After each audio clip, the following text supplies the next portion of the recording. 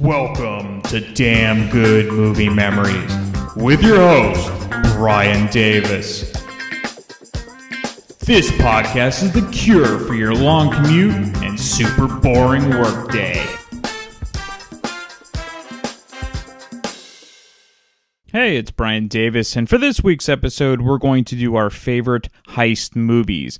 So maybe bank robbery, and maybe a train robbery. It also could be a jewel heist. Whatever it may be, you're going to hear our wonderful picks, and let's get it going with my top 5 right now. All right, number 5, well, I have a tie. So technically it's a top 6 list, but since top 6 sounds just stupid, we're going to call it top 5 with 2 picks. Who cares? It's my list. I can do whatever I want. The first one is Heat from 1995. Now, this is a very long movie. It's over 3 hours long, and it's best known for being the first movie that actually has Robert De Niro and Al Pacino in a scene together. Of course, they were in Godfather Part 2, but they never actually were in a scene together since De Niro was playing the young Vito Corleone, and that would have been impossible for the adult Michael, played by Al Pacino, to be in the same movie. Or in the same scenes together. Therefore, Heat is the first movie. There's some great heist, scenes in there, but really it's kind of a cop battle against Pacino and De Niro. Now, my other pick, which is more of a traditional heist movie, is Dog Day Afternoon with Al Pacino. And the craziest thing about Dog Day Afternoon is that it's actually based on a true story. If you were to watch this movie and not know this, you would easily think that the plot is pretty far-fetched. That's why sometimes truth is always stranger than fiction. So if you don't know already, Dog Day Afternoon stars Al Pacino and John Cazale, who played Fredo in the Godfather series, and they're two friends who decide to rob a bank in order for Pacino to have enough money to pay for his lover's sex change operation. A third accomplice, played by Gary Springer, rounds out their motley crew. The problem is that the guys have no experience when it comes to robbing banks, and it's a comedy of errors for everyone involved. What should have been an in-and-out job turns into a huge hostage situation with tons of news crews covering the chaotic scene. All right, number 4 is Ronin from 1998. Ronin is a really well-done action film starring Robert De Niro, Jean Reno, Natasha McKeown, Stellan Skarsgård, Sean Bean, and Jonathan Pryce. So the movie is best known for having terrific car scene chases throughout France, specifically Nice and Paris. The basic plot involves De Niro as an ex-special forces agent who is trying to recover a briefcase full of top-secret documents. However, he'll have to fight off the Russians and the Irish Mafia in order to get it, so the heist involves those documents. Number 3 is The Town from 2010. The Town is a terrific heist film starring Ben Affleck, Jeremy Renner, Rebecca Hall, John Hamm, and Blake Lively. The look and feel of the movie is incredibly gritty, and fans of the Boston area should be pleased with this film. Maybe not the portrayal so much, but the scenery, that is. The movie really keeps you guessing throughout, and the action is really well done. Now, the original version is 124 minutes in length. However, fans of the movie will want to own the extended version, which is over 150 minutes. Number 2 might seem like an obvious pick, but I'm going to go with it anyway. And it's the remake of Ocean's 11 and the subsequent sequels starting in 2001. So the stars are George Clooney, Brad Pitt, Matt Damon, Don Cheadle, Andy Garcia, and Julia Roberts. And the co-stars are just as good with Bernie Mac, Scott Conn, Casey Affleck, Carl Reiner, Elliot Gould, Eddie Jameson, and Xiaobo Qin. Now, I really like just how the back and forth and the high-speed planning of doing these heists in Las Vegas. It's just really well done. And while some people don't find the sequels as entertaining, I do. I can put them on at any time, and it is my type of heist movie. All right, number 1 for my favorite heist movie of all time is The Sting from 1973. To me, The Sting is probably the best heist movie ever made. It's one of the best movies in general ever made. The entire plot is perfect, and the main characters are all top-notch with Paul Newman, Robert Redford, and Robert Shaw. Robert Shaw as Lonigan is especially awesome. Paul Newman is amazing as Henry Gondorff and really should have been nominated for an Oscar. Robert Redford was nominated for Best Actor, and as great as his role is, Newman is really what makes this Sting so good. Due to his natural sense of humor and charm. And again, Robert Shaw's role as the brutal crime boss Doyle Lonigan was also Oscar-worthy, as nobody could have played the role as well as Shaw, though Richard Boone and Oliver Reed were the first choices for the Lonigan role. However, they made the right choice with Robert Shaw. Okay, those were my top 5, and let's hear what everyone else has to say about their favorite heist movies. For this week's episode with Sarah, we're going to do heist movies. Exactly. Very good. Oh, wait, that's a heist movie, too. That's true. Mission Impossible. Mm-hmm. Isn't it? Yeah, but it's Tom Cruise, and you hate Tom Cruise. Yeah, exactly. Okay. You lost yourself for a moment. I know I did. But Jon Voight's in it.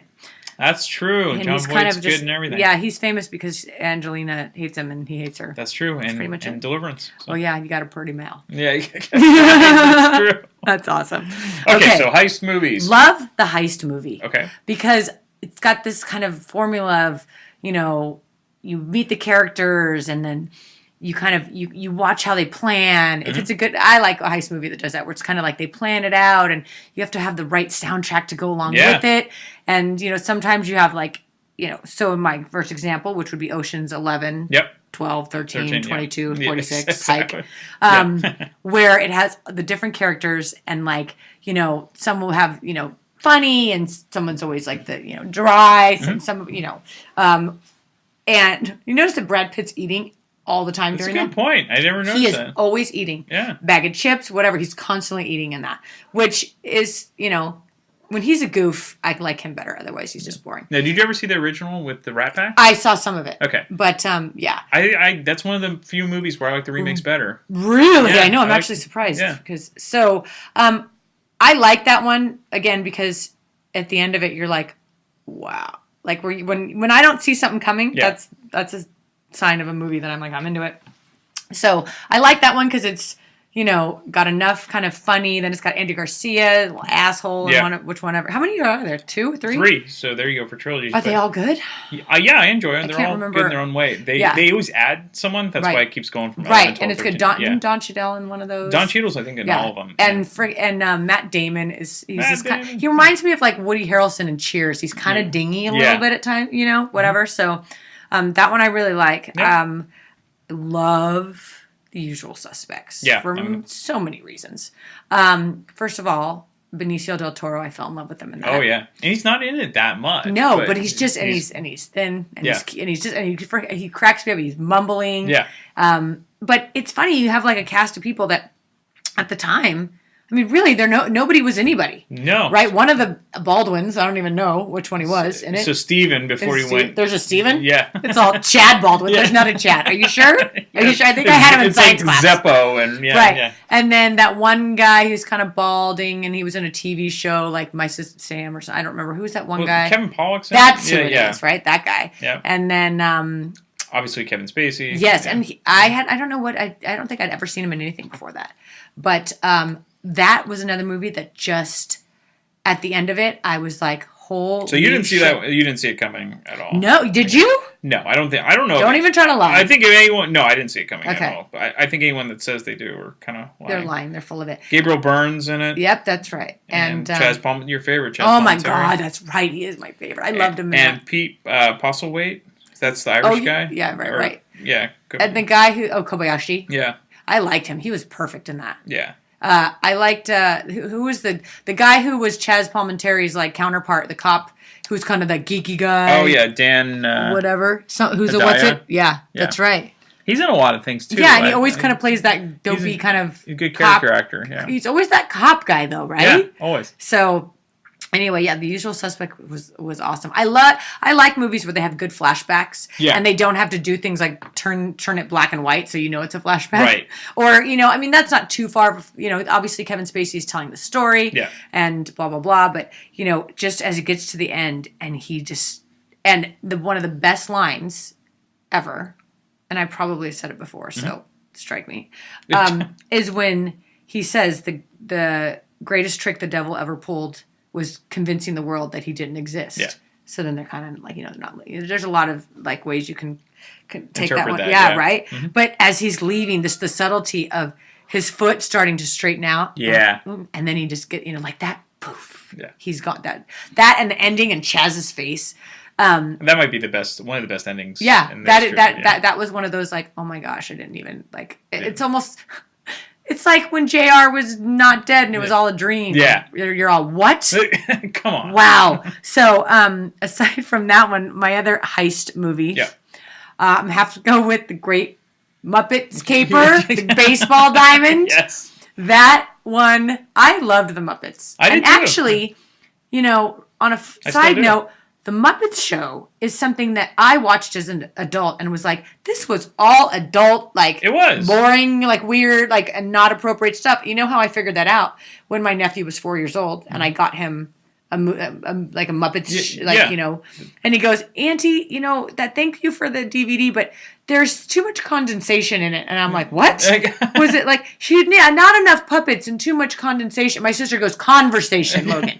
He was like, there's too much people. Right. Not of the puppets. It's true. It really was, it wasn't meant for... Yeah. It was just not meant for just adults, but that was the audience. Why else would John Denver be on like every week? Exactly. And, the guys in the balcony and all that. Like, that's something that, you know, that would be one of those, that should be a Netflix and chill. Statler and Waldorf. Right. Is that what their names are? Are you the only guy that knows that ever? I don't know anybody that knows their names. They just call them the guys in the balcony. Statler and Waldorf. And actually in Trading Places, it's like those two guys are kind of based on that. They're definitely like that. Right. Yeah. So the best part about that one is, besides the fact that they totally fuck it up. Yeah. And who is the other guy that there's like the real, you know, cat burglars. Yeah, Charles right? Grodin, yeah. I think that's the only time I've seen Charles Grodin be kind of serious. Kind of, yeah. Because he's always like just this goofy guy. You like the guy was in your back of your class, like, you know, whatever. But when they're doing the simultaneous where they're each going through their list. Yeah.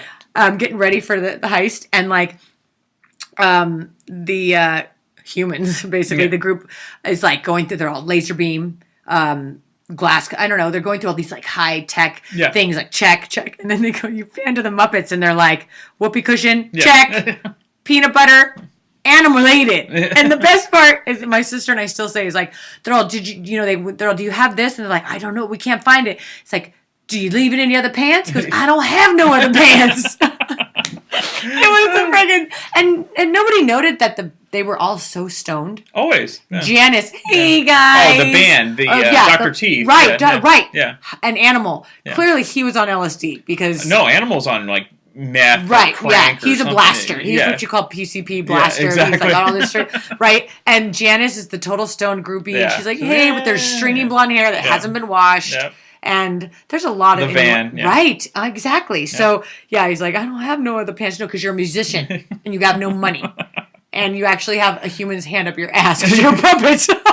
But SNL kind of played all those early Jim Henson Muppet stuff, and it was totally trippy, like not meant for kids. And then the Muppet Show came out and was kind of more geared towards kids. But then it holds up still because it wasn't just for kids. Right, and let's just be clear about Jim Henson went full acid trip with the Dark Crystal. Oh, yeah. Like, and I think you and I are the only people, and my sister, that's seen it. It was on HBO a lot. It was, and Fraggle Rock. Fraggle Rock was on a lot, Oh my God, that one was pretty good too. So, those are all great. Actually, I loved the first three Muppet movies. So it was the Muppet Movie, Great Muppet Caper, and Muppets Take Manhattan. Muppets Take Manhattan. So, move right along. That one was a good one. And when you watch Kermit the Frog ride a bike, it's really hard to kind of process. And it was great with it because they would get cameos. Like I think Steve Martin might have been the first one. Right, they Joan did. Rivers was in my Muppets gosh, Manhattan. that is well because they were on the show, right? Yeah, yeah. So. It's why was John Denver on all the time? And what is it, Jim Neighbors, that one guy? Yeah, yeah. And it seemed like they get a lot of people that repeat people. But that's interesting. Yeah. I was thinking those are all great. Let's watch some of those. Okay. Thanks, Sarah. Okay, so for this week's episode with Samantha, we are going to do your favorite heist movies. Yes, hello. And you have a bunch, or at least I have a couple. Okay. I have a couple to discuss. All right. I'm curious to see which you're going, because some people have picked the same ones. Okay. Oh, I actually just thought of a third one. Good. So quite a variety. Okay. Maybe it shows my eclectic taste. 3 is good. So I have one classic. Okay. One modern classic. Mm-hmm. And then one random foreign movie that I found last year. Gotta throw in the foreign movies. So, I guess when I was thinking about this, the big ones came to mind, like Ocean's 11, sure. like Bonnie and Clyde, of like course. all the classics. And so, but one of my favorites going back is How to Steal a Million. Yeah. So it's the comedy with Audrey Hepburn and Peter O'Toole. Yep. I was just like a huge Audrey Hepburn fan. So you've seen everything. One of those girls. Yep. So I've seen like most of her movies, and I really liked this one because it's a comedy, and then it's set in France, like around the art world, but one of my pet peeves in like film or TV is when the characters are placed in another country, but they don't speak that language. Yes. Yeah. So, like, they're supposed to be French, but they're all English speakers. Yeah, and I'm like, just make a movie with French people That's already. right. But I like this movie, so try to, like, suspend disbelief. You're right. The actors are good enough to... Yeah. So it's a great film. It's really funny. The cast is really good. Yeah, I haven't seen it in a few years, so like the plot details are fuzzy, but I just remember she had really awesome costumes. Yeah. Because I think Givenchy designed Oh, all cool. of her outfits. Mhm. He was like still alive and did most of her costumes. Do you know what year this then. movie came out? I have it open. Of It course. came out in 1966. Okay, so it's one of her later films. It's one of her later ones, so she wasn't like kind of the young, like kind of gammon character. Yeah. But it was still really charming. It has the love story tied in. But yeah, the whole like heist concept about, I think her dad's an art forger and they're trying to like, I don't remember if they're trying to con someone over or not. But she kind of gets involved with a couple men and it ends up happily though. Of course, because those are the type of movies that tied up in a bow. So it was like a nice heist story. That's a good one. Maybe we'll do nice heist movies. Yeah. So yeah, great one. Okay. And then something else was the movie Reservoir Dogs. Yes. So that's totally on the opposite end of the spectrum. I remember watching that a few years ago because it's one of my little brother's favorite movies. And I was just so confused because you don't really get a lot of context. No. The like plot's not linear, and then the characters have weird names. Right. And it's super violent. So, yeah, which kind of it's masks really violent. the heist. Yeah. And I don't. Isn't this the? I'm pretty sure this is the movie where nothing actually takes place in the film. No. It's just you're trying to you try and piece it together. Yeah. And then it's just like basically everyone dies. Pretty much. They all just shoot each other. That's right. So, and I was like, oh, great. But I really enjoyed it. I've seen it a couple times. So Malin was interesting. Malin actually saw it in the theater, so when it came out. And then I, like most people, saw Pulp Fiction first and went back and saw Reservoir Dogs. And I think that's probably why I wasn't prepared for Pulp Fiction, because I didn't know what you were getting. Yeah, exactly. And Reservoir Dogs is just is crazy too. It's a bloodbath. Yeah, but it's a great movie. Yeah, and I think because that came out, was that like Tarantino's like first big? Yeah, it wasn't really a big hit. No, but it kind of set him up. I want to say that was like 91. Oh, 92. That. Yeah. Okay. 92. Yeah. Yeah, and all of his like major guys are in there. Michael Madsen. Right. Michael Madsen always. Steve Buscemi. But yeah, just the arguments about their names and everything. That's a classic. And yeah, the dialogue's really good. But that's the ear scene, right? Didn't he cut off the guy's ear or something? Yes. Yeah. I was Tim like Roth, grossed out. I was like, more. Just kept getting. So how old was your brother when he first saw that? He was a young, way too young. young. He like got into Quentin Tarantino at a very young age. That might have been his first rated R movie then. Yeah. So that's a great one. That is really a good. One. And then the third one. And then so my third one. This one I found like last year on Netflix. I had heard about it because I try and like keep up with like festivals and stuff. Like I really like random foreign movies, and Netflix has learned that about me. So it always like all of my recommendations are just like random art house foreign films. And so this one I was so excited because it popped up. It's called Victoria. Okay. And it's this German movie that came out 2 years ago. So I think I saw it last year because it came out in Europe like in 2015 or so. But it's really, really cool because it's all shot in a single take. Wow, that's hard too. So I was like, how are they going to pull this off? And it is based around a bank robbery. Okay. So, but it starts out, you really don't know what's happening. It's based around this girl named Victoria she's like in Berlin clubbing one night by herself. She's moved from another country and she meets these guys at this club, starts talking to them, starts hanging out with them, and like they're speaking German and she doesn't understand what they're saying, but the audience does. So you can read all of the subtitles. Right. And come to find out, they convince her to be their driver in a bank robbery. Okay. She just thinks she made some friends. She's helping along. I think she thinks they're up to something, but she doesn't have anything to do that night. So she just drives this van. They end up meeting these gangsters, and because this one guy was in prison, and it really took a turn, and it got really not necessarily violent, but I didn't expect it to go in the direction it was going. They end up robbing the bank, and then just basically everything goes to hell. Yeah. Yeah. That actually sounds cool. The suspense is awesome because it's all shot in a single take, and it takes place at night. So I was actually doing some research about the movie, and it was filmed because the movie's only 2 hours or so. Okay. And it was filmed from 4:30 a.m. to 7 a.m. on April 27th, 2014. What a great niche. How cool is that? It was really cool because, it just starts out, early morning. They're clubbing, and then, as the movie goes on, it's, the natural progression of time. You never lose the characters because you're always with someone. Right. Other people pop in and out. They're kind of, running through the streets, driving around. So it's a real, when they do 24, but this is a real time thing. That's super real cool. Time. It was really, the way it was filmed was super clever with how they kind of managed to make the single shot work. Yeah. And they went to all these different locations, and that's crazy because you can't screw up at all. It's almost like a play, right? No, and it's apparently when I was looking this up, a lot of it was improvised because I was wondering how do they remember all this dialogue? They can't mess up. No. But it wasn't too dialogue heavy. Got it. It couldn't be. Yeah.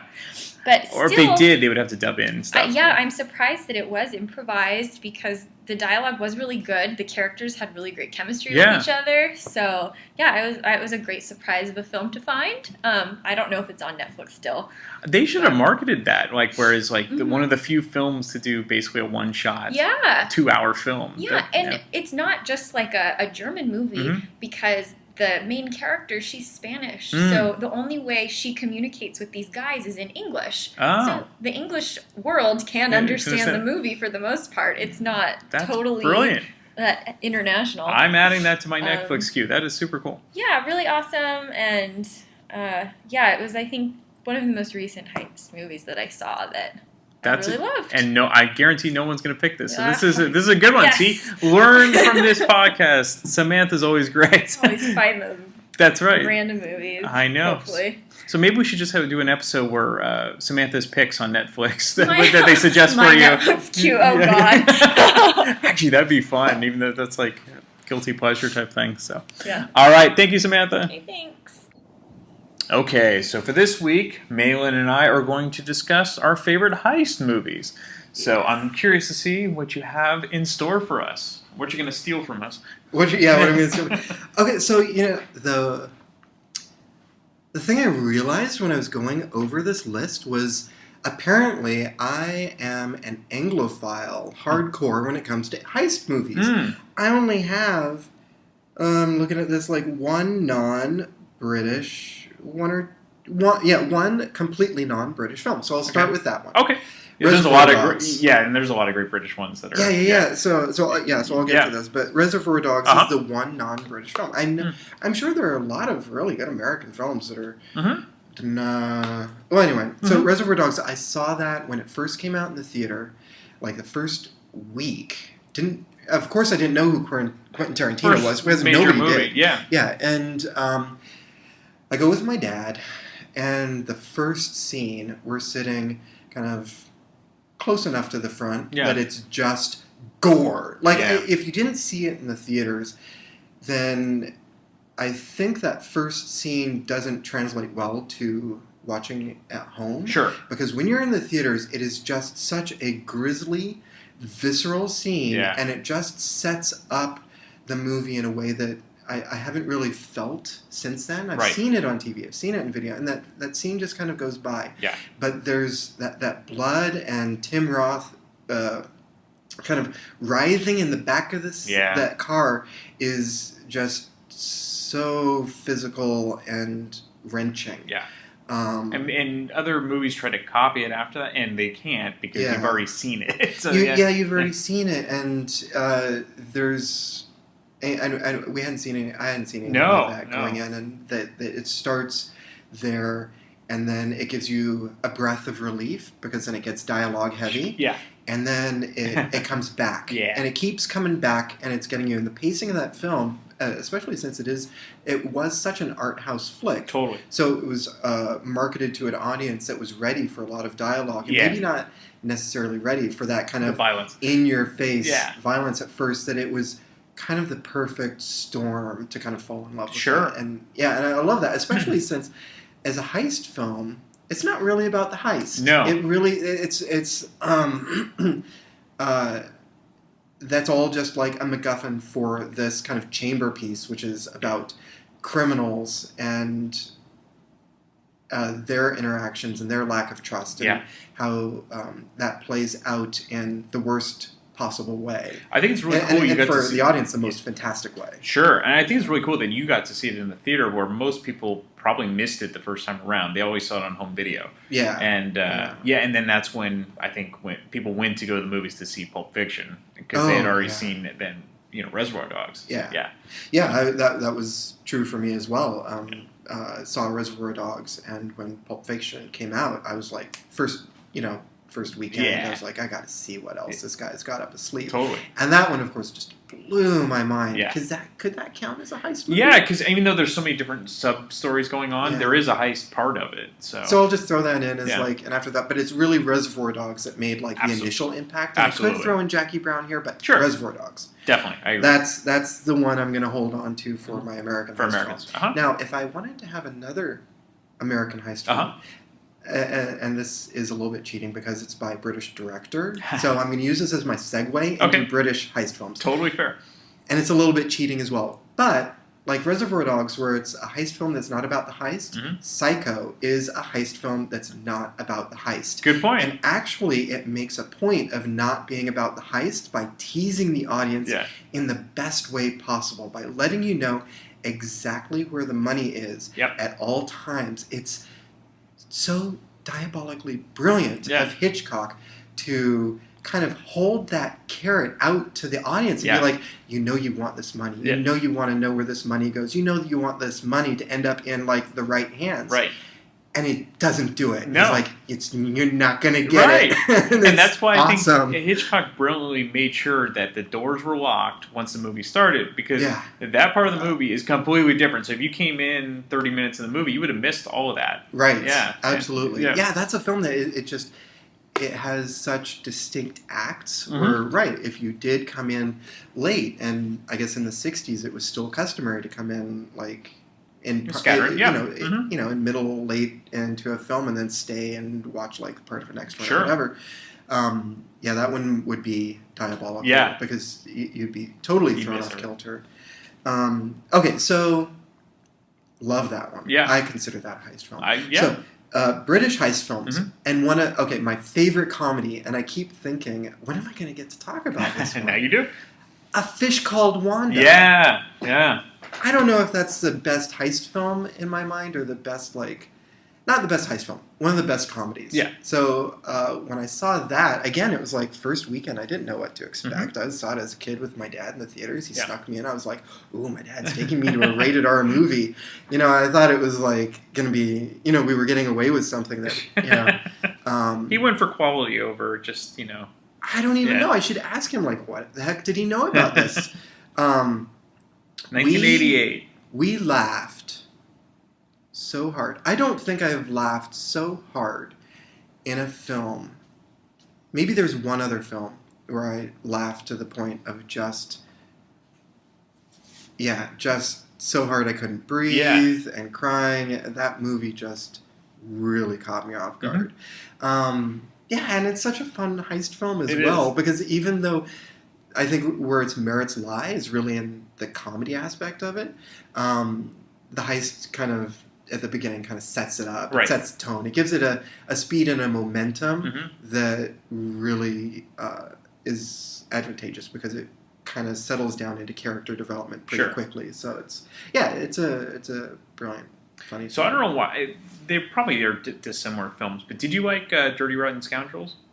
I have really mixed feelings about Dirty Rotten Scoundrels. I think the first act of that is brilliant, and then at some point it makes a turn. When the woman gets involved. When it's exactly it. Yeah. When the woman gets involved, that's so key to the film, and I begin to lose interest. Okay. I think I was more interested in the dynamic between Michael Caine and Steve Martin as complicit, complicit collaborators. Yeah. They've kind of fallen into this arrangement, like. Michael Caine obviously doesn't want to be associated with this kind of. He's got his own thing going. Streetwise, Steve Martin. He wants to, but that relationship was more interesting to me than when they turn against one another and they have the woman in the middle. Maybe if they turned against one another and she wasn't there or whatever, or maybe if it was. Maybe it's just the acting of that role that I wasn't interested in, the intermediary there. But no, I only like the first act. Interesting. Okay. Yeah. Yeah. I want to like it more. I know. I do, because the first act has got some really gold. And they're great actors. So. Yeah, absolutely. Fish Called Wanda was directed by, and if I'm not mistaken, because I haven't looked this up, but I believe he was the director of some of the Ealing Studio comedies, and even maybe he was the director of Lavender Hill Mob. So it's a co-director of John Cleese and then Charles Crichton. Charles Crichton. So I'm going to start talking about Ealing Studios comedies. Can you look up if they were Lavender Hill Mob? Yeah. So Lavender Hill Mob. What about The Lady Killers? Did he direct The Lady Killers? I've not seen that. No. Okay, so Lavender Hill Mob and The Lady Killers, the original ones, not the Coen Brother Lady Killers, but with Alec Guinness out of the Ealing Studios. Those are just such great comedies. They are. Just love seeing Alec Guinness kind of playing, in one case, kind of a nerdish, kind of devious bookkeeping bank clerk who has this idea of how to like beat the system, and that's just a fun ride, like all the way through. That's kind of a fun ride. And then The Lady Killers, another film where you quickly get past kind of the heist bit, and then you get involved in like, okay, who's going to kill this precious little old lady that nobody wants to see her die? No. But everyone, this whole kind of ensemble cast is, trying to figure out who's going to kill her, how they're going to kill her. Right. And it just quickly becomes apparent that it's not going to happen. And the joy in that is, from the audience perspective, is being complicit in finding out how each of these killers is going to die next and kind of savoring that. Mm-hmm. Yeah, so it's another one of those ones where kind of the audience becomes complicit in the downfall of all of these characters. Right. It's fantastic. That's black comedy. It's its best. And Hitchcock knew this better, I think, than anyone, is when you can turn the tables on the audience and make them want to see the wrong things happen for the wrong reasons. Sure. Yeah, and maybe not even question it afterwards. So did you pick other Hitchcock movies, or am I going to have to? For heist films? Yeah. I didn't. I just thought Psycho was good enough. Yeah. So you didn't want To Catch a Thief? Or... No, I left all those out. Okay. I left those out. That's fair. Because I realized that it was like these British films. I'm going to throw Pink Panther films. Mm-hmm. Like, not the films themselves, but the films in like the pastiche of my memory, because I remember they get worse and worse very quickly over time. Yeah. And they were so weird in the way that they were released. Yeah. Because I guess I don't even want to try and explain it, because I totally don't understand it. You have to do like this weird kind of like mapping to figure out like what they were thinking. Mm-hmm. And Peter Sellers was in. It was out. It's got Pink Panther in the title. And it's mentioned David Niven's. Weird. So weird. Yeah. So weird. Especially as a kid, when you're expecting to see the cartoon, and it's really only in the beginning. Right. Yeah. But those the gags in them. Yeah. There are some good gags. Oh, totally. Yeah. So I'll throw that out there as well. That's British, right? Totally. Yeah, British. Nuns on the Run. Have you heard of that? I have. Yeah. Okay, so it's Eric Idle and Robbie Coltrane in Nuns' Habits. Yeah. There's nothing more that I need to say about that. It's really. Great. Yeah. So, last one. Actually, I have two more on here. I'm just going to mention Trainspotting because... And then this week, the Trainspotting 2 is coming out. So we're in 2017, folks, so there we go. If you listen to this in another era. Yeah. But Trainspotting, that was one that I saw when it first came out again, and it became like the soundtrack of that year, and I think my first crazy crush on Ewan McGregor. Weird. I know. For that film as well, as disgusting as it is. And I've told you I'm a huge germaphobe, so for me, So are you looking for the sequel at all, or do you? I am going to go in. I'm going in with like bated breath. Yeah. I want it to be brilliant. I know that A lot of time from past experience that usually sets you up for downfall. Yeah. Last night, this is totally weird and left field, but last night I went and saw Hamilton. Okay, yeah. On stage. And I, about probably 10 years ago, was jilted by a musical. I went and saw a musical I knew too much about the backstory of it. It's wicked. I had read the book. I had grown up on The Wizard of Oz. Spoiler alert, I know the witch dies at the end. I fell out of love with musicals after seeing Wicked. Really? I call it wretched now. It is the worst musical I think I've seen. It made me fall out of love with musicals. It made me see how shallow and insubstantial musical theater was at that time, because it's this show that could be about bullying and xenophobia, but it whitewashes it all. Right. It just makes the people who should be learning lessons, they learn absolutely nothing in the end, and it's horrible. It makes my blood boil. Yeah. So I went into Hamilton knowing nothing about it except the history of like Alexander Hamilton, hoping that I would develop a love of musical theater again. I've been going to a few musicals and hoping that would happen. And I was pleasantly surprised, not knowing anything about it. It was the right way to go in, I think. This one, I'm going into Trainspotting 2, hoping it doesn't kind of just retread tired territory. I'm hoping there's an interesting enough new angle on it. Yeah, I'm terrified. Because it's almost 20 years since the it's original? like 20 years. This is such a weird year for me, and I think a lot of people who grew up in the 90s. Yeah. Because Trainspotting's coming back.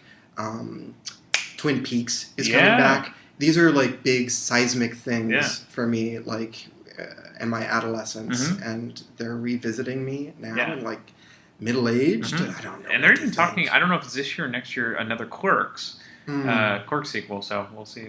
Well, that one, I'll just ignore that one. But yeah, I mean, the 90s, it's interesting. They're kind of having a mini resurgence. It's weird. And because these things haven't come out yet. No. It's weird how it's affecting me now because I know they're coming back. So I'm thinking back to that time of life and thinking, I'm scared. I'm really scared. That's all right. It'll all go smooth. And it might not. We'll have to talk about once these all come out. We'll just have an interview with Malin about how things actually turned out. Yeah, we'll see if I've recovered. As always, thank you so much, Malin. Okay, I've stolen Lindley away from Stephanie, and so she's going to be on her own. This is a perfect opportunity to talk about our favorite heist movies. So what would they be for Can you guess what my favorite heist movie is? Do they steal something in Wayne's World or Austin Powers? It's not Wayne's World or Austin Powers. I've gone beyond English those two movies. She stole her heart. We only know 3 movies from Lindley, so that's really? Okay. I feel like I name movies all the time. That's true. Lego Batman. Nobody listens to me now. We haven't got there yet. That was mediocre at best. At best. All right. What is your Okay, so what era? I think it's 80s. 80s. Favorite heist movie from the 80s. I'm having a complete mind blank. I don't know. A Fish Called Wanda. Oh, that Malin picked that one too. He did. God damn Malin. But you guys think alike, and that's a good thing. Yeah, Fish Called Wanda. That's my favorite. That's a great one. Love it. Yeah. So what about that? Really? Do you remember seeing it when it first came out? Yeah. I mean, I think we saw it. I don't know if I saw it in the theater or we just watched it a bunch of times on video. Just remember watching it a whole bunch of times on video. I don't know why I always do this, but I always compare that to Dirty Rotten Scoundrels. No. I don't know why. It's like Jamie Lee Curtis, Kevin Kline, John Cleese, that other guy from... It's the other guy from Monty Python. Yeah, Michael, blah, blah, I can't remember his name.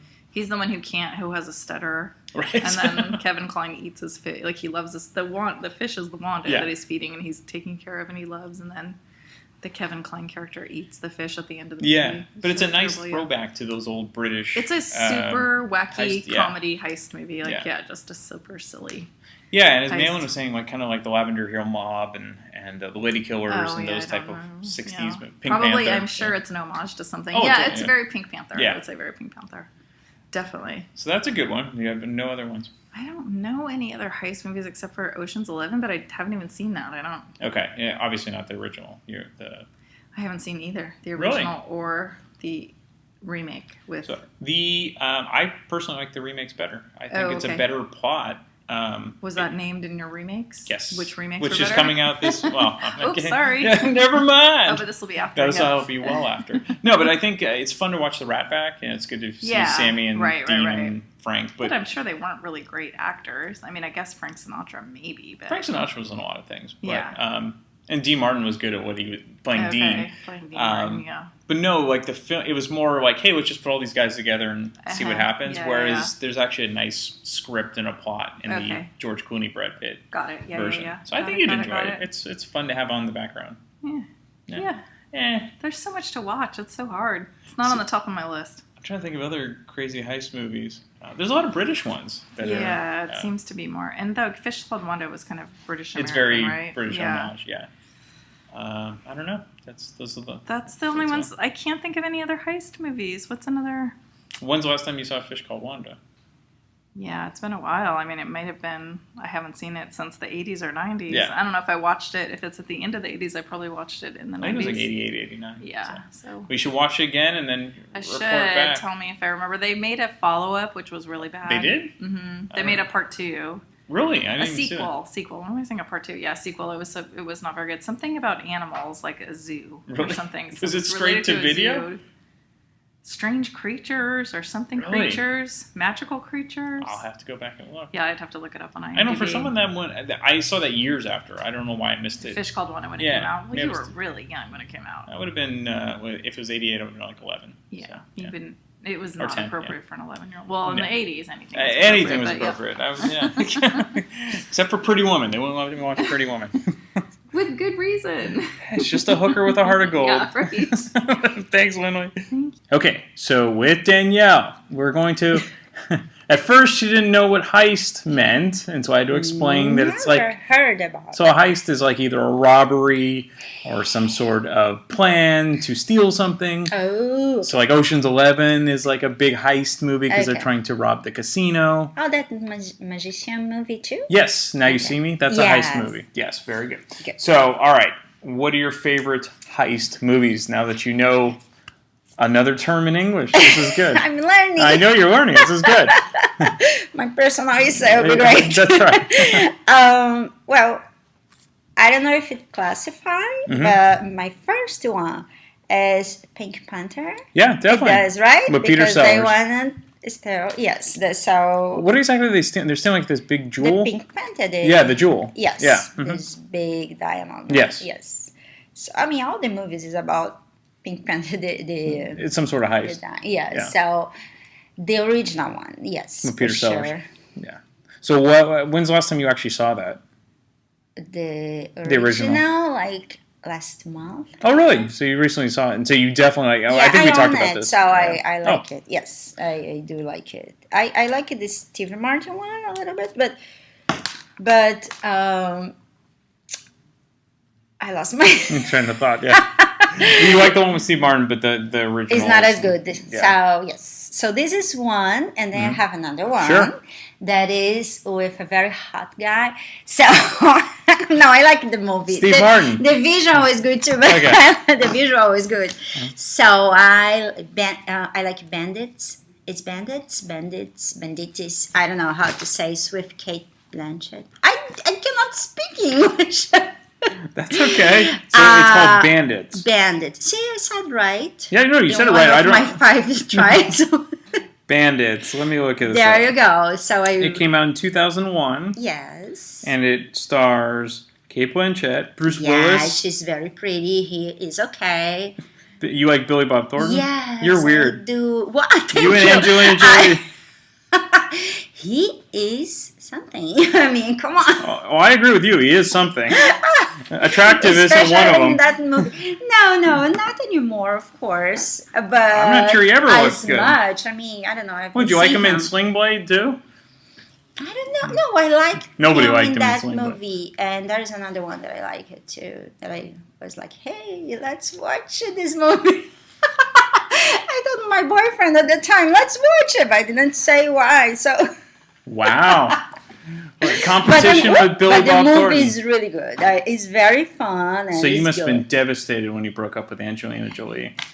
I didn't know. I was in Brazil at the time. We don't. You didn't know about Billy Bob? I knew, but I didn't know when they broke up or when they started. But yeah, they would make her like a hot couple for sure.